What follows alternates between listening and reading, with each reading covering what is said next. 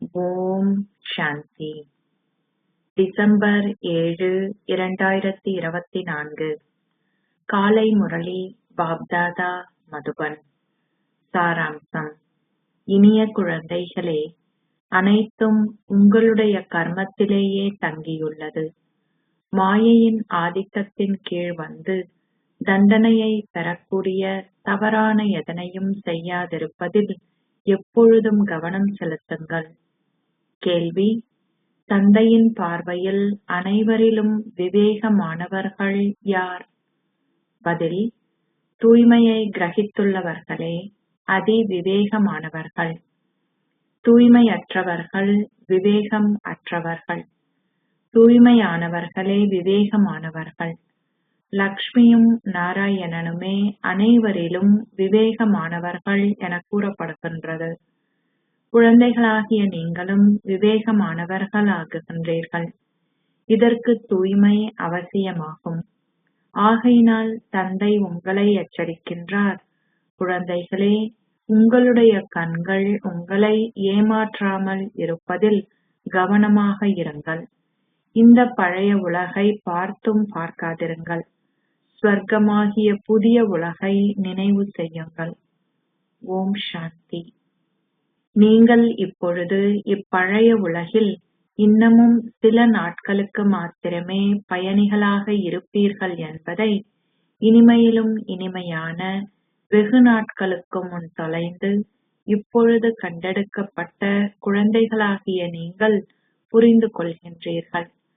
உலக மக்கள் இன்னமும் 40,000 வருடங்கள் இங்கே இருக்க வேண்டும் என நம்புகிறார்கள்.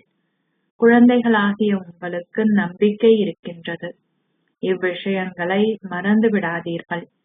இங்கு அமர்ந்திருக்கும் பொழுது குழந்தைகளாகிய உங்களுடைய இதயம் தொடர்ந்தும் உணர வேண்டும். உங்கள் கண்களால் பார்க்கக்கூடிய அனைத்துமே அழியப் போகின்றன. ஆத்மாக்கள் அமரத்துவமானவர்கள். இந்த ஆத்மாவாகிய நான் 84 பிறவிகள் எடுத்துள்ளேன். பாபா எங்களை வீட்டுக்கு திரும்ப அழைத்து செல்வதற்கு வந்திருக்கிறார். பழைய உலகம் அழிக்கப்பட உள்ள போது தந்தை புதிய உலகை ஸ்தாபிக்க வருகின்றார். எவ்வாறு இந்த உலகம் புதியதிலிருந்து பழையதாகவும் பழையதிலிருந்து புதியதாகவும் மாறுகின்றது என்பதை உங்களுடைய புத்தி புரிந்து கொள்கின்றது. நாங்கள் முன்னரும் பல தடவைகள் இச்சக்கரத்தை சுற்றி வந்தோம். இப்பொழுது சக்கரமும் முடிவுக்கு வருகின்றது. புதிய உலகில் தேவர்கள் சிலர் மாத்திரமே இருப்பார்கள். அங்கு மனிதர்கள் இருக்க மாட்டார்கள். அனைத்தும் உங்களுடைய கர்மத்திலேயே தங்கியுள்ளது. மக்கள் தவறான செயல்களை செய்யும் பொழுது அவர்களுடைய மனசாட்சி அவர்களை உறுத்தும். இதனாலேயே தந்தை வினவுகின்றார், இப்பிறவியில் அத்தகைய பாவத்தை நீங்கள் செய்யவில்லை, அப்படித்தானே? இந்த உலகம் ராவணனின் தீய தூய்மையற்ற ராஜ்யமாகும். இந்த உலகில் காரிருள் சூழ்ந்துள்ளது. தந்தை இப்பொழுது குழந்தைகளாகிய உங்களுக்கு உங்களுடைய ஆஸ்தியை கொடுக்கின்றார். நீங்கள் மென்மேலும் பக்தி செய்வதில்லை. பக்தி மார்க்கத்தில் இருளிலே தடுமாறி திரிந்த பின்னர் நீங்கள் இப்பொழுது இங்கு வந்திருக்கின்றீர்கள். நீங்கள் இப்பொழுது தந்தையின் கரத்தை பிடித்திருக்கின்றீர்கள். தந்தையின் ஆதாரம் இல்லாததால் நீங்கள் நச்சாற்றில் மூழ்கிக் கொண்டிருந்தீர்கள். பக்தி மார்க்கம் அரை கல்பத்திற்கு தொடரும். இந்த ஞானம் உங்களுக்கு கொடுக்கப்பட்ட பின்னர் நீங்கள் புதிய உலகமாகிய சத்திய யுகத்திற்கு செல்வீர்கள். தூய்மையற்ற அழுக்கானவர்களிலிருந்து தூய்மையான அழகானவர்களாகுகின்ற மங்களகரமான சங்கம யுகம் இதுவாகும். நீங்கள் முட்களிலிருந்து மலர்களாக மாறுகின்றீர்கள். உங்களை இவ்வாறு ஆக்கியவர் யார்? எல்லையற்ற தந்தையாவார். ஒரு லௌகீக தந்தையை நீங்கள் எல்லையற்ற தந்தை என அழைக்க மாட்டீர்கள். பிரம்மா விஷ்ணுவுடைய பணி என்னவென்று உங்களுக்கு தெரியும். எனவே நீங்கள் எத்தகைய தூய போதையை கொண்டிருக்க வேண்டும்? பரந்தாமம், சூட்சும லோகம், சரீர உலகம், அனைத்தும் சங்கம யுகத்திலேயே இருக்கின்றன. இது பழைய உலகினதும் புதிய உலகினதும் சங்கமம் என்பதை தந்தை இங்கிருந்து குழந்தைகளாகிய உங்களுக்கு விளங்கப்படுத்துகின்றார். மக்கள் அழைக்கின்றார்கள், வந்து தூய்மையற்ற எங்களை தூய்மையாக்குங்கள். தந்தையின் பாகம் சங்கம யுகத்தில் மாத்திரமே நடிக்கப்படுகின்றது. அவர் இந்நாடகத்தை படைப்பவரும் இயக்குனரும் என்பதால் அவருக்கும் நிச்சயமாக சில செயற்பாடுகள் இருக்கவே வேண்டும். அவரை ஒரு மனிதர் என்று அழைக்க முடியாது என்பதை நீங்கள் அனைவரும் அறிவீர்கள். அவருக்கென சொந்தமாக ஒரு சரீரம் இல்லை. ஏனையவர்கள் மனிதர்களோ அல்லது தேவர்களோ ஆவார்கள். ஷிவ் பாபா ஒரு மனிதராகவோ அல்லது ஒரு தேவராகவோ இருக்க முடியாது. இச்சரீரம் தற்காலிகமாக கடனாக எடுக்கப்பட்டது. அவர் ஒரு கருப்பையினூடாக பிறக்கவில்லை. தந்தையே கூறுகின்றார், குழந்தைகளே, ஒரு சரீரமின்றி எவ்வாறு நான் உங்களுக்கு ராஜயோகத்தை கற்பிக்க முடியும்? பரமாத்மா கற்களிலும் கூழாங்கற்களிலும் இருக்கின்றார் என மக்கள் கூறுகின்ற போதிலும் நான் எவ்வாறு வருகின்றேன் என குழந்தைகளாகிய நீங்கள் இப்பொழுது புரிந்து கொள்கிறீர்கள். நீங்கள் இப்பொழுது ராஜயோகம் கற்கின்றீர்கள். எந்த மனிதராலும் இதை கற்பிக்க முடியாது. எந்த தேவராலும் ராஜயோகத்தை கற்க முடியாது. இங்கு இந்த மேன்மையான சங்கம யுகத்தில் ராஜயோகத்தை கற்பதன் மூலம் நீங்கள் தேவர்கள் ஆகுகின்றீர்கள். நீங்கள் இப்பொழுது 84 பிறவிகளின் சக்கரத்தை பூர்த்தி செய்கின்றீர்கள் என்ற மகத்தான சந்தோஷத்தை கொண்டிருக்க வேண்டும். தந்தை ஒவ்வொரு கல்பத்தின் முடிவிலும் வருகின்றார். தந்தையே கூறுகின்றார், இவருடைய பல பிறவிகளின் கடைசி பிறவி இதுவாகும். ஸ்ரீ கிருஷ்ணர் சத்திய யுகத்தின் இளவரசராக இருந்தார். அவர் 84 பிறவி சக்கரத்தை சுற்றி வந்துள்ளார். ஷிவ் பாபா 84 பிறவி சக்கரத்தில் பிரவேசிப்பதில்லை. ஸ்ரீ கிருஷ்ணரின் ஆத்மா அவலட்சணமானவரிலிருந்து அழகானவர் ஆகுகின்றார். வேறு எவருமே இவ்விஷயங்களை அறிய மாட்டார்கள். நீங்களும் வரிசை கிரமமாகவே இதை அறிந்திருக்கின்றீர்கள். மாயை மிகவும் பலசாலி ஆவாள். அவள் எவரையும் விட்டு வைக்கப் போவதில்லை. தந்தை அனைத்தையும் அறிந்திருக்கின்றார். மாயை என்ற முதலையால் எவரையும் முழுமையாக விழுங்கிவிட முடியும். தந்தை இதை மிக நன்றாக அறிவார். எவ்வாறாயினும் தந்தையை அந்தர்யாமி, அதாவது ஒவ்வொருவரது இதயத்தின் ரகசியங்களையும் அறிந்தவர் என நினைக்காதீர்கள். இல்லை, எவ்வாறாயினும் ஒவ்வொருவரினதும் செயற்பாடுகளை தந்தையால் பார்க்க முடியும். செய்திகள் பாபாவிற்கு வருகின்றன. மாயை உங்களை முழுமையாக பச்சையாகவே விழுங்கிவிடுகின்றாள். குழந்தைகளாகிய நீங்கள் புரிந்து கொள்ள முடியாத அத்தகைய பல விஷயங்கள் உள்ளன. தந்தைக்கு அனைத்துமே தெரியும். பரமாத்மாவுக்கு அனைவருக்குள்ளேயும் இருக்கும் அனைத்து ரகசியங்களும் தெரியும் என மக்கள் நினைக்கிறார்கள். தந்தை கூறுகின்றார், ஒவ்வொருவருக்குள்ளும் இருக்கும் அனைத்து ரகசியங்களும் எனக்கு தெரியாது. உங்களுடைய நடத்தையிலிருந்து உங்களை பற்றிய அனைத்தையும் நான் அறிந்து கொள்வேன். சிலருடைய நடத்தை மிகவும் தீயதாக உள்ளது.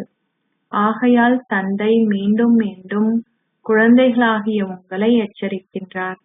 மாயையை இட்டு மிகவும் கவனமாக இருங்கள். காமமே கொடிய எதிரி என தந்தை விளங்கப்படுத்திய போதிலும் இது சிலரது புத்தியில் இருப்பதில்லை. தாங்கள் விக்காரத்தில் ஈடுபடுகின்றார்கள் என்பதை கூட அவர்கள் உணர்ந்து கொள்வதில்லை. இதுவும் இடம்பெறுகின்றது. ஆகையால் பாபா கூறுகின்றார், நீங்கள் தவறுகள் செய்தால் பாபாவிடம் உண்மையை கூறுங்கள். அதை மறைக்காதீர்கள். அல்லாவிடில் பாவம் 100 மடங்காக அதிகரிக்கும். உங்கள் மனசாட்சி உள்ளார்த்தமாக உறுத்திக் கொண்டே இருக்கும். நீங்கள் முழுமையாக விழும் வரை பாவம் தொடர்ந்தும் அதிகரிக்கும். குழந்தைகளாகிய நீங்கள் தந்தையுடன் முழுமையாக உண்மையானவர்களாக இருக்க வேண்டும். இல்லையெனில் பெருமளவு இழப்புக்காக வருந்துவீர்கள். இது ராவணனின் உலகம். நாங்கள் ஏன் ராவணனின் உலகை நினைவு செய்ய வேண்டும்? நாங்கள் புதிய உலகிற்கு செல்ல வேண்டும். ஓர் தந்தை ஒரு புதிய வீட்டை கட்டும் பொழுது அவரது குழந்தைகள் சந்தோஷமடைவார்கள். ஏனெனில் அவர்களுக்காகவே புதிய வீடு கட்டப்படுகின்றது என அவர்கள் புரிந்து கொள்கின்றார்கள். இது ஓர் எல்லையற்ற விஷயமாகும். ஸ்வர்க்கமாகிய புதிய உலகம் எங்களுக்காகவே உருவாக்கப்படுகின்றது. நாங்கள் இப்பொழுது புதிய வீட்டிற்கு செல்ல இருக்கின்றோம். எந்தளவிற்கு தந்தையை நினைவு செய்கிறோமோ அந்தளவிற்கு நாங்கள் அழகானவர்களாக ஆகுகின்றோம். நாங்கள் விகாரங்களின் ஆதிக்கத்திற்கு உட்பட்டதனால் முட்களாகினோம். இங்கு வருவதை நிறுத்தியவர்கள் மாயையின் ஆதிக்கத்திற்குள் இருக்கின்றார்கள் என குழந்தைகளாகிய நீங்கள் அறிவீர்கள். அவர்கள் தந்தையுடன் இல்லை, ஆனால் நம்பிக்கை துரோகிகளாகி பழைய எதிரியிடம் சென்று விட்டார்கள். மாயை இவ்வாறு பலரை விழுங்கிவிட்டால் பலர் மரணித்து விட்டார்கள். இதையும் அதையும் செய்யப் போகின்றோம் என்று கூறிய மிகவும் நல்லவர்கள் பலர் இருந்தார்கள். அவர்கள் யஜ்யத்திற்காக தமது வாழ்க்கையையே கொடுக்க தயாராக இருந்தார்கள். இன்று அவர்கள் இங்கே இல்லை. உங்களுடைய யுத்தம் மாயையுடனாகும். மாயையுடன் யுத்தம் எவ்வாறு இடம்பெறுகின்றது என உலகிலுள்ள எவருக்கும் தெரியாது. எவ்வாறு கௌரவர்களுக்கும் பாண்டவர்களுக்கும் இடையில் யுத்தம் ஆரம்பமாகியது என்றும் அசுரர்களுக்கும் தேவர்களுக்கும் இடையில் யுத்தம் இடம்பெற்றதாகவும் புராணங்களில் சித்தரித்துள்ளார்கள். புராணங்களிலுள்ள இந்த இரண்டு விஷயங்களும் எவ்வாறு சாத்தியமாகும் என நீங்கள் எவரிடமும் வினவலாம். தேவர்கள் வன்முறையற்றவர்கள். அவர்கள் சத்திய யுகத்தில் இருப்பவர்கள். அவர்கள் சண்டையிடுவதற்காக கலியுகத்திற்கு வந்திருப்பார்களா? கௌரவர்கள் யார், பாண்டவர்கள் யார் என எவரும் புரிந்து கொள்வதில்லை. அவர்கள் புராணங்களில் எழுதப்பட்டுள்ளவற்றை வாசித்துவிட்டு அதனை மற்றவர்களுக்கும் கூறுகின்றார்கள். பாபா கீதை முழுவதையும் கற்றார். நான் இந்த ஞானத்தை பெற்றவுடன் கீதையிலே எழுதப்பட்டுள்ள யுத்தம் பற்றிய விஷயங்களை சிந்திக்கத் தொடங்கினேன். கீதையின் கடவுள் ஸ்ரீ கிருஷ்ணர் அல்லர். தந்தை இவருக்குள் இருக்கின்றார். எனவே இவர் மூலமாக அவர் எங்கள் அனைவரையும் அந்த கீதையை ஒரு புறம் வைக்க செய்தார். நாங்கள் இப்பொழுது தந்தையிடமிருந்து பேரொளியை பெற்றுள்ளோம். ஆத்மாக்களே ஒளியை பெறுகின்றார்கள். இதனாலேயே தந்தை கூறுகின்றார், உங்களை ஆத்மாக்களாக கருதி எல்லையற்ற தந்தையை நினைவு செய்யுங்கள். பக்தியில் நீங்கள் அவரை நினைவு செய்த போது நீங்கள் வரும்பொழுது நான் என்னை உங்களுக்கு அர்ப்பணிப்பேன் என்று கூறினீர்கள். எவ்வாறாயினும் அவர் எவ்வாறு வருகின்றார் அல்லது எவ்வாறு உங்களை அவருக்கு அர்ப்பணிப்பது என்று நீங்கள் புரிந்து கொள்ளவில்லை. ஆத்மாக்களாகிய நாங்கள் தந்தையை போன்றவர்கள்.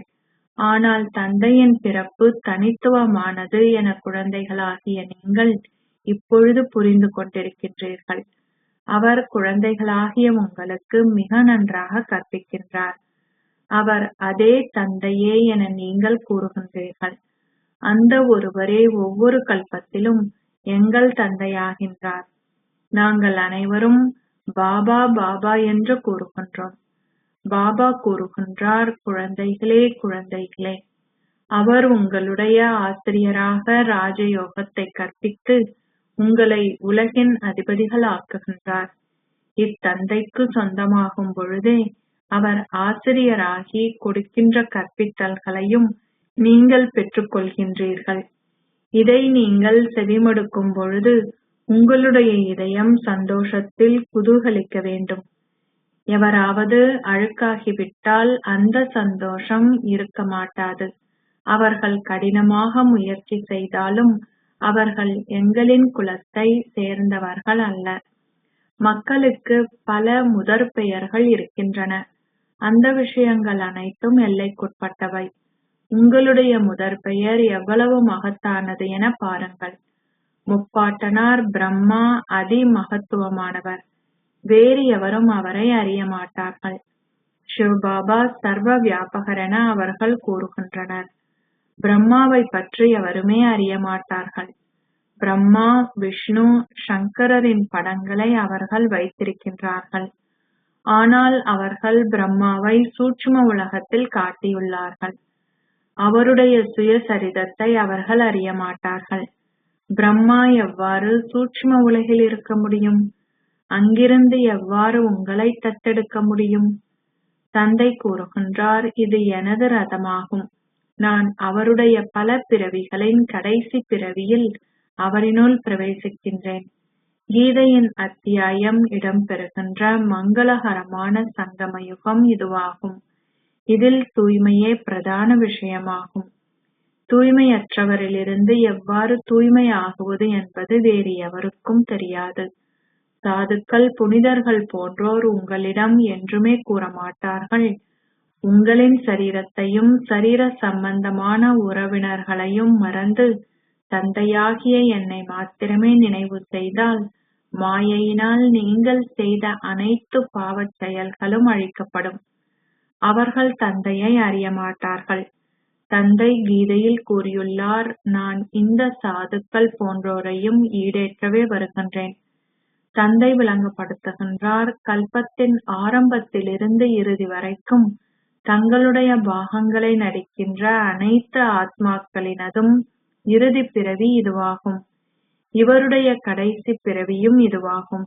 இவர் மீண்டும் பிரம்மா ஆகியுள்ளார். அவருடைய குழந்தை பருவத்தில் அவர் ஒரு கிராமத்து பையனாக இருந்தார். அவர் முதலாவதிலிருந்து இறுதியானது வரை தனது 84 பிறவிகளை முடித்துள்ளார்.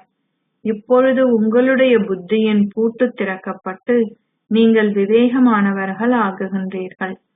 முன்னர் நீங்கள் விவேகமற்றவர்களாக இருந்தீர்கள். லக்ஷ்மி நாராயணன் விவேகமானவர்கள். ஒரு தூய்மையற்ற ஆத்மா விவேகமற்றவர் என்று கூறப்படுகின்றார்.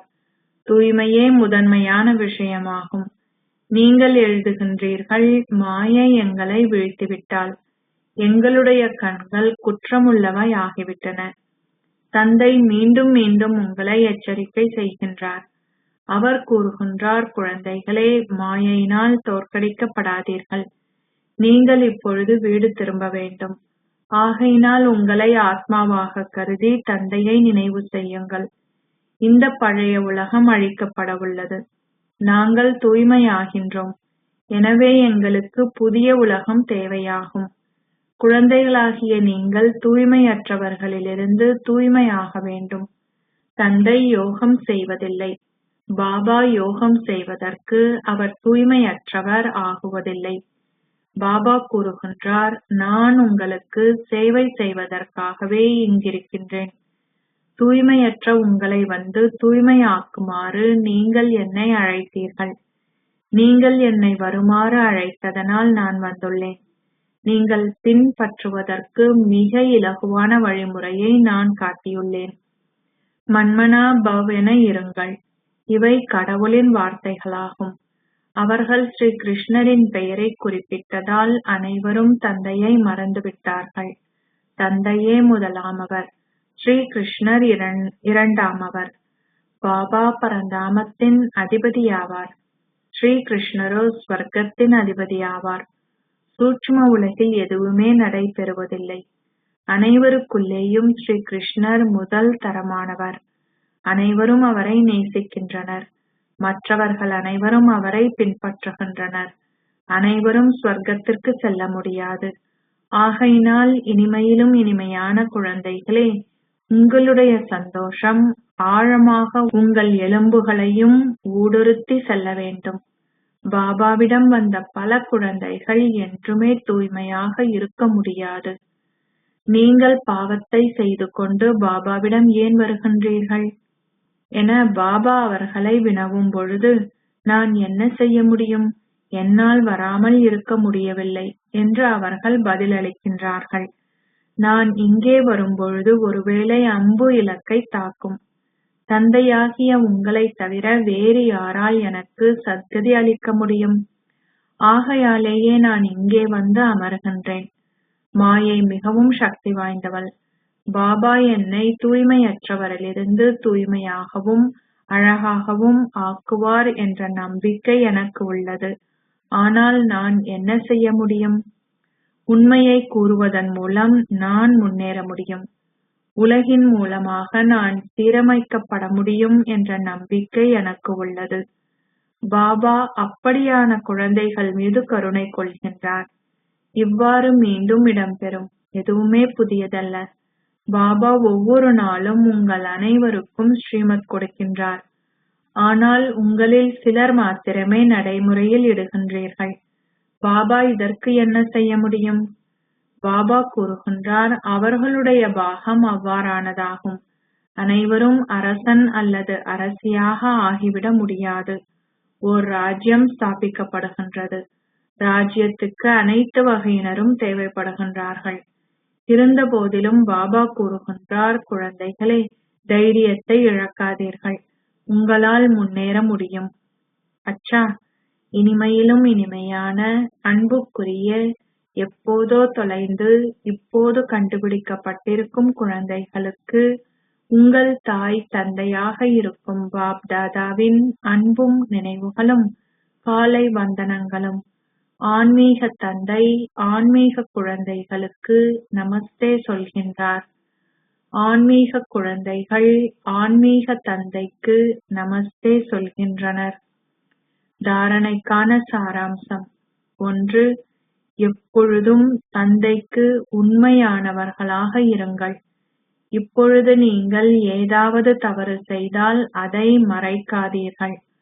உங்கள் கண்கள் எப்பொழுதுமே குற்றமற்றதாக இருப்பதில் கவனம் செலுத்துங்கள். 2. எல்லையற்ற தந்தை உங்களை தூய்மையற்ற அவலட்சணமானவர்களிலிருந்து அழகானவர்களாகவும் முட்களிலிருந்து மலர்களாகவும் ஆக்குகின்றார் என்ற தூய போதையை எப்பொழுதும் கொண்டிருங்கள். நாங்கள் இப்பொழுது தந்தையின் கரத்தை பற்றியுள்ளோம். இந்த ஆதாரத்துடன் நற்சாற்றை கடப்போம். ஆசீர்வாதம்.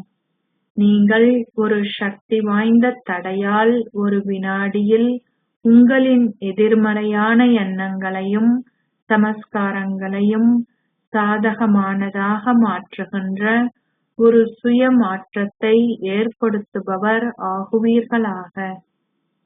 உங்களிடம் எதிர்மறையான, அதாவது வீணான எண்ணங்கள் இருக்கும்போது அவற்றின் வேகம் மிகவும் துரிதமாகின்றது. நீங்கள் அவற்றின் மீது சக்தி வாய்ந்த தடையை மிக வேகமாக போட்டு ஒரு மாற்றத்தை ஏற்படுத்துவதை பயிற்சி செய்ய வேண்டிய தேவை உள்ளது. நீங்கள் ஒரு மலையின் மேலே ஏறுவதற்கு முன்னால் உங்களின் பிரேக்குகளை முதலில் சோதித்துக் கொள்வீர்கள். உங்களின் ஸ்திதியை மேன்மையானது ஆக்குவதற்கு ஒரு வினாடியில் உங்களின் எண்ணங்களுக்கு ஒரு பிரேக் போடும் பயிற்சியை அதிகரியுங்கள்.